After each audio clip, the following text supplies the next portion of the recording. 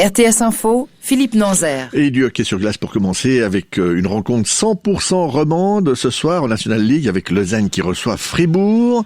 Bernard Dallemann, vous êtes sur place et dire que Lausanne mène la danse ce soir relève de l'euphémisme, Bernard.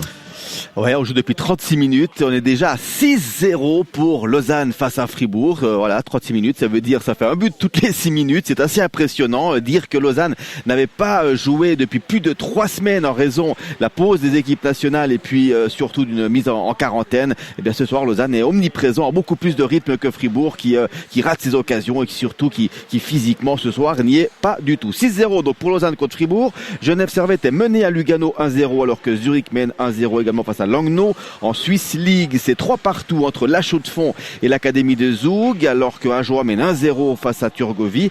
Et puis sachez également qu'en football, en Challenge League, Xamax a perdu à Chiasso 3-2, alors que Stade Zanouchi a également perdu à Winterthur 2-1.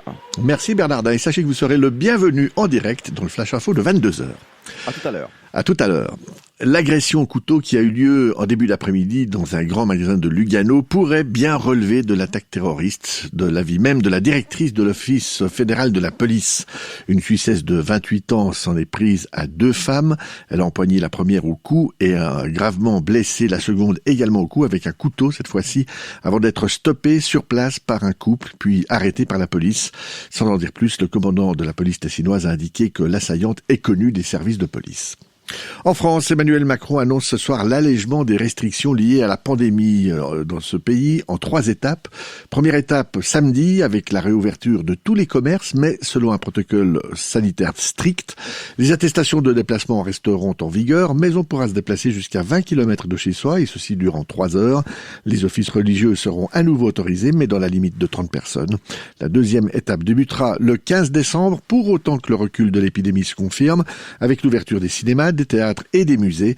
Un déconfinement partiel qui permettra de passer Noël en famille. Et si la situation le permet toujours, eh bien la 3e étape commencera le 20 janvier, avec notamment la réouverture éventuelle des bars et des restaurants.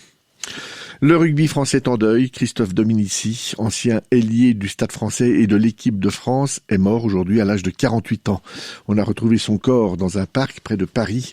Selon une source policière, l'ancien international a sauté du toit d'une caserne militaire désaffectée et s'est écrasé 20 mètres plus bas. Météo avec un ciel qui demain ressemblera parfaitement à celui d'aujourd'hui, c'est-à-dire que la grisaille matinale sur le plateau et pas mal de soleil au-dessus de la couche de stratus qui culminera vers 700 mètres d'altitude. Côté température en pleine, le thermomètre ne dépassera pas les 10 degrés au meilleur de l'après-midi.